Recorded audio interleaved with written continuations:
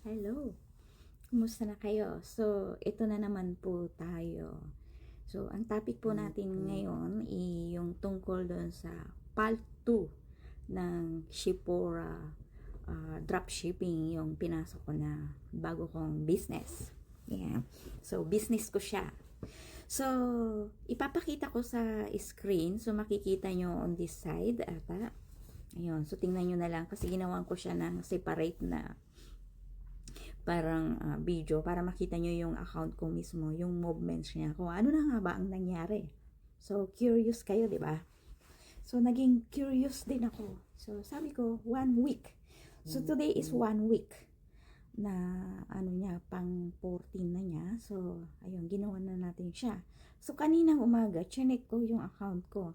Then, nagulat ako kasi nakita ko yung amount. So, hindi ako makapaniwala na merong commission na pumasok na 1,500 commission. Opo. So, makikita nyo, nandiyan din sa account na meron siyang 1,500 commission na nakuha. So, wala po akong ginawa, guys. Kung baga sa, yun lang, yung humingi lang ako ng opinion noong November 7 ako nag-join. Kung paano nga ba yun? Kung, ano ba ang kaibahan nito sa Timo o ganyan, yung yon. So, kung napanood mo yung part 1 ko, nandun lahat kung paano tayo naging umpisa. So, kailangan panuorin mo yung every part ng gagawin ko na YouTube journey ko dito sa Shipura para malaman nyo hanggang saan yung mararating natin. Marating kaya natin ang part 100. Sana. So, magkano kaya ang kikitain ko nun? Ayun. So, yun. Natutuwa lang ako kasi hindi ko rin akalain kasi kumbaga sa nag-assume ako doon sa sinabi nila na wala daw akong gagawin after kong maglabas ng initial investment. So, yung initial investment ko doon, yung basic lang. Kasi gusto ko lang matry. So, para at least kung, kasi risky nga, diba? Madami na tayong sinalihan.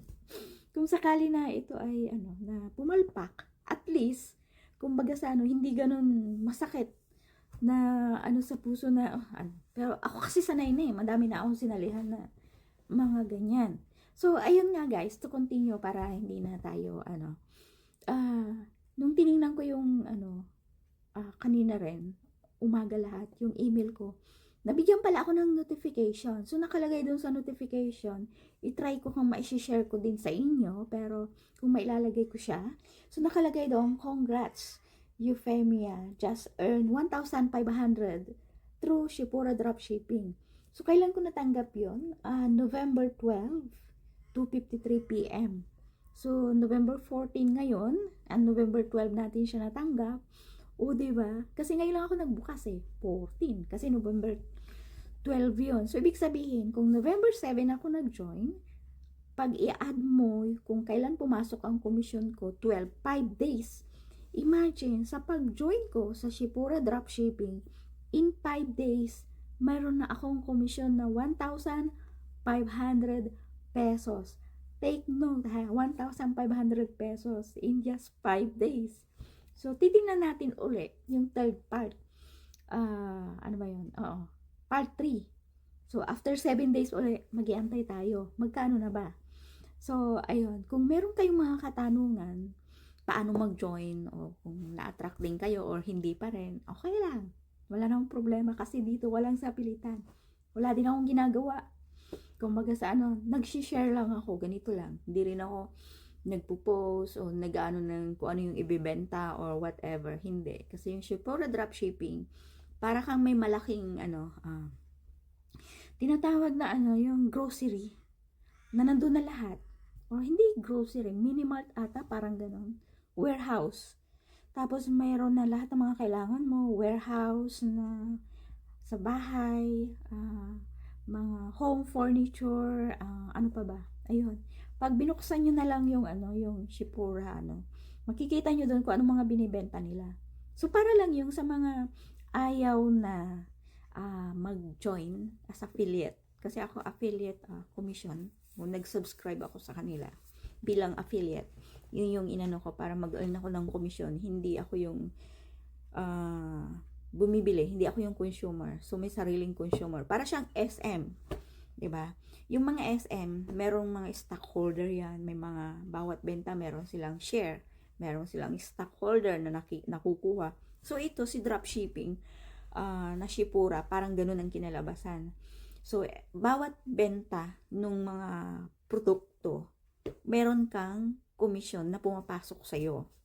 So sabi nung iba, paano yan ma'am, magbebenta kami o ano? Hindi, wala po kayong gagawin. Meron po kayong allocated na account manager. So, gaya ko, meron akong account manager at saka meron kong virtual assistant. Okay, take note meron akong dalawang tao. Pag nag-join ka, automatic yung bibigyan ka ng account manager at saka meron ka pa ding virtual assistant. Yung virtual assistant mo, siya lahat ang bahala sa pagbebenta, sa pagmomonitor. Yun, so wala ka nang gagawin. I-explain sa'yo yun. So pag nag-join ka as affiliate o bilang subscribe nila, yun ang tawag nila sa magsa-subscription, parang ganun. So hindi ko gaano siyang kabisado, pero kung gusto nyo malaman kung paano yung pinasok ko at gusto nyo ring kumita ng walang ginagawa, mag-i-invest ka lang sa kanila para kang shareholder. So, di ba pag sa mga SM, bibili ka ng stock.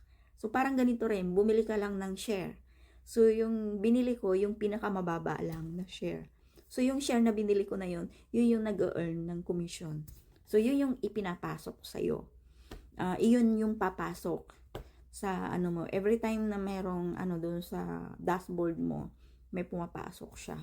Yun. So, ito kasi yung account manager mo, siya lahat yung bumili ng, siya yung gumagawa lahat ng kung paano. Strategy, kumbaga sa ganun.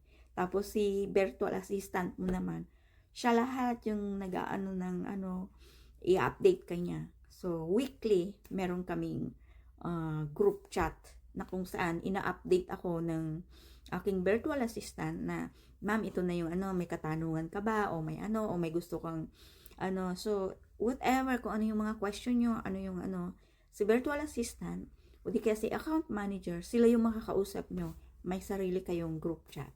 Ayun po. So, ito po yung, part 2 ng journey. Nakakatuwa, di ba? Ang swerte talaga ng November 12 sa akin. Alam nyo ba guys, sa November 12, madaming pangyayari na puro good news. Siguro, tatlo yung good news na binigay sa akin ni God. So, nagpapasalamat ako sa taas, unang-una. Kasi, despite lahat ng mga pangyayari sa buhay ko na yung mga pinagdaanan ko. Tapos, ito ako ngayon. Kumbaga sa andito na. So, sa mga susunod na mga araw, makikita nyo kung ano yung natanggap ko na mga good news pa na dalawa. So, unti-unti, malalaman nyo kung ano yung mga good news na yun. So, sa ngayon, na-overwhelm ako. Sana walang na ganito. So, may pasok ako mamaya. So, ginagawa ko yung video na to. Pero ipopost ko din kasi na-excite ako eh. So, doon sa mga nagtatanong, ma'am, yung sinalihan nyo na yan, baka MLM, baka hanggang sa umpisa lang. Gaya ng sabi ko sa'yo, nag-take ako ng rest. Kaya, tingnan natin. Ayun may nabawi na ako. Meron na ako 1,500 commission. Siya pesos po yan ha. Pero malaki na din, diba? Ayun. So, hindi ito MLM o multi-level marketing. Hindi po siya MLM. Hindi siya yung na magbebenta ka. So, para din ito sa mahiyain. Kaya kung ikaw ang mahiyain, OFW ka, lalo na yung mga OFW na nasa ibang bansa, na meron naman kayong kakayahan, kung gusto nyo yung business na to, message nyo lang ako, mag-comment kayo, at i-connect ko kayo doon sa account manager. Yung account manager ko, siya mismo ang mag-i-explain sa inyo kung paano. Baka sabihin nyo, paano yan? Baka mamaya. Hindi po, kasi wala pong sapilitan. After na makausap nyo si account manager, i-explain niya sa'yo, ipipresent niya sa'yo. And then after explanation, kayo na po ang bahala mag-decide kung i-continue nyo or hindi. Ganun po kadali yun. Wala pong sapilitan. So, ganun lang po yun. So, see you on part 3 next video ko. Maraming salamat sa panunood at kung gusto nyong masundan kung gusto nyong yung journey ko ay masundan. Kasi part 2 ito, may part 3 pa tayo. subscribe na lang kayo and likes.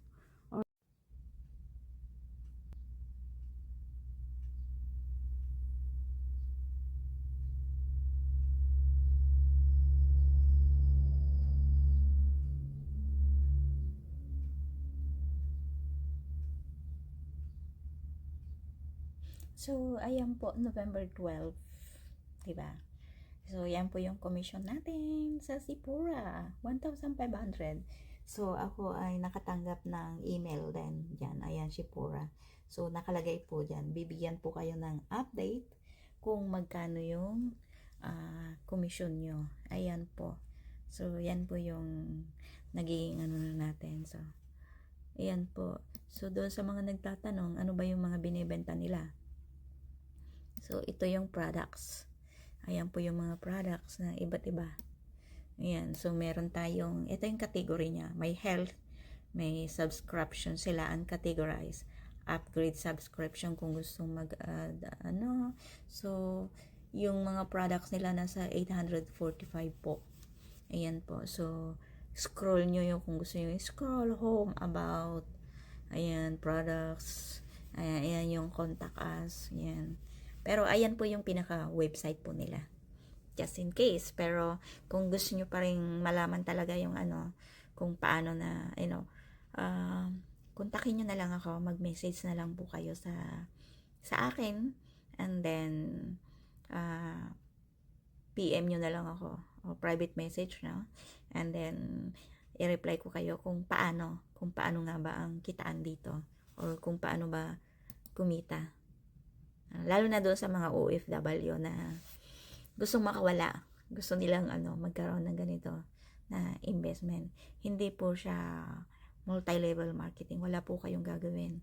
Mag-initial lang po kayo ng investment at mag-antay na lang po kayo.